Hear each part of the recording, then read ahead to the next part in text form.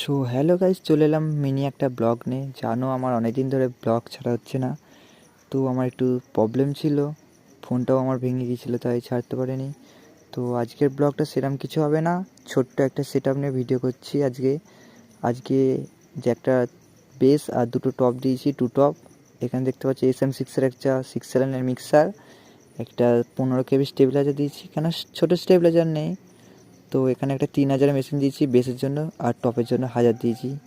এখানে একটা ছোট্ট একটা DA20 দিয়েছি, কেন লাইনটা ভাগ করতে হবে। চলো দেখো আমার কিরম কি সেট আপ।